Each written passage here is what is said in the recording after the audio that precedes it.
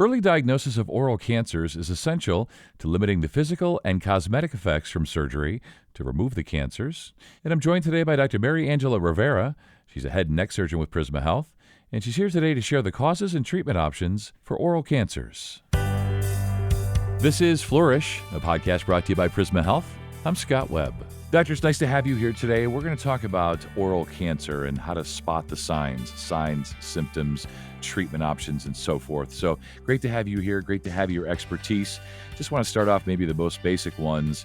How do you notice if you have oral cancer? What are the signs and symptoms? So the signs and symptoms of oral cancer can be anything from bleeding gums, a spot in your mouth that doesn't get better or that's a sore spot. Loose teeth and swelling can also be a sign of an oral cavity cancer. But generally speaking, you should be looking for discoloration, spots that are white or red, and areas that bleed or that don't heal. Okay.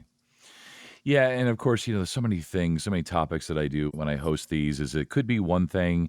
Oh, and it could also be some other things as well. So, some things might just be sort of dental things, right? And some things maybe not. So if folks are concerned, they should just ask somebody, right? Dentist, doctor, or otherwise. Absolutely. Yeah.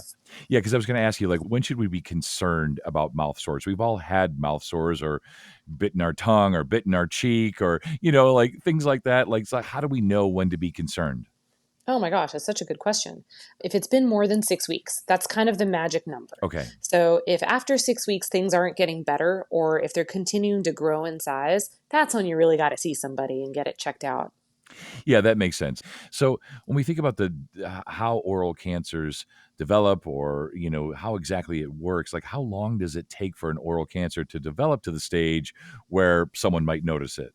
What we know is that once we identify an oral cancer and we can see it, that the amount of time that it's going to take for it to grow is usually on the order of weeks to months. Okay. Now, some cancers are much faster and some are much slower. It's hard to predict, but generally speaking, you should get that wrapped up in no longer than a couple of months at most. Right. Of course, we always, especially with cancer, early diagnosis is key. But as you're saying, and until you notice it, you might not notice it. So maybe it would be good to focus on the risk factors. What are the risk factors for oral cancer? And I don't know if this falls under the myth category, but can mouthwash cause oral cancer? The biggest risk factors for oral cavity cancers are going to be preventable. So alcohol use, tobacco use, that includes using oral tobacco like chewing tobacco or dip, obviously smoking cigarettes. These are all things that you can stop doing that'll prevent or decrease your risk of an oral cancer. Sure. Now, the thing is, there are mouthwashes that have alcohol in them. And so no amount of alcohol is safe. And I'm hoping that, the companies that make these products slowly start to pull alcohol out of them, because mouthwash with alcohol, in theory, could cause it. Interesting. And again, we may do some more myth busting here, but I've often wondered, it's all bad, of course, when we think about, you're talking about tobacco, right? So whether it's chews or dips, are those worse than just smoking tobacco or smoking cigarettes, or is it all just bad and just stop doing all of it? It's all just bad. Please just stop. Okay. And some of the other more uncommon in the United States is betel nut chewing, which also can cause cancer. And then rarely burns, severe injuries to the mouth, can potentially increase your risk of cancers. You said betel nut? I'm in my 50s. I don't know what that is. There are folks that chew betel nuts in the world? Yes. Betel nut is part of what's chewed, but it's actually a compound that's like a leaf and tobacco and the betel nut, and it all gets kind of shoved in your mouth and you chew on it and spit out just like you would chewing tobacco. Yeah. It's very common in South Asia. Okay. And in parts of Polynesia. It's really interesting. You get to a certain age, you think you know everything, and then and then I talk to you, and I'm like, nope, that's definitely not something I've heard before. But one thing I have heard for sure, doctor, is that there's been an increase in HPV and its association with oral cancer. Maybe you can take us through that. Yeah. So it used to be that the most common cause of head and neck cancers that we see were things like alcohol and tobacco. Recently, I say recently, and I mean in the last 30 years, we've seen an increase in the incidence of P16 associated cancers of the tonsils. Now, HPV associated cancers, there may be some in the mouth, but we don't really know what to do with that information from a prognostic standpoint, at least not yet. There's a lot of science going into that now. Sure. But the HPV virus has been shown to cause cancers in the tonsils and in the tongue base that just behave a totally different way, and the incidence is going up. Now, with the advent of Gardasil and a vaccine against HPV, hopefully, we're actually starting to get to the peak of the incidence, and we're going to start seeing those numbers come down as these younger generations are more consistently vaccinated. Right, and that would be a separate podcast encouraging folks to be vaccinated and all of that. But for today, we'll stay focused on oral cancer. And I'm wondering, how do we prevent oral cancer? And I want to frame this way, like I think about genetics and family history and behavior and lifestyle. Do all those things contribute to oral cancer, or is it more just behavior and lifestyle? My impression as a surgeon is that it is primarily lifestyle. Obviously, there's going to be some component of genetic risk where maybe one person's immune system is going to be more permissive Okay, and it's going to allow cancers to sneak through versus maybe someone else's immune system might be less so and will be more aggressive against those types of irritants that can cause cancer. sure.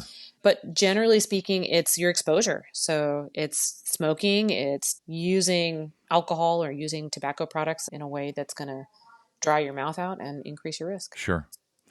Yeah, and I want to ask you about screening for oral cancer. And I feel like, and I don't think I'm inventing this. I don't think I've imagined this. I feel like there was a time or two with my dentist over the years where he had some sort of mouthwash or something that he did, and I believe he told me he was sort of looking for oral cancer. Again, I don't know if that's true or not, but generally speaking, or for everyone else who didn't go to my dentist, what's the screening for oral cancer, and what does it involve?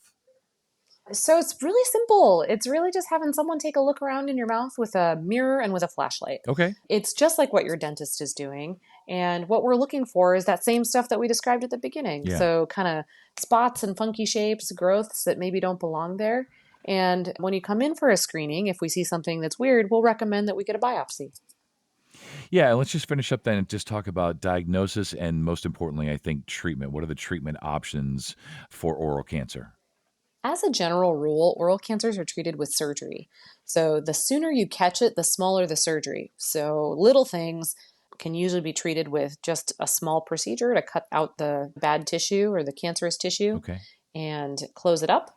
But as things get more progressive and as they get bigger, it can be really disfiguring. It can be surgery that involves removing part of your jaw Mm. or your whole tongue, even.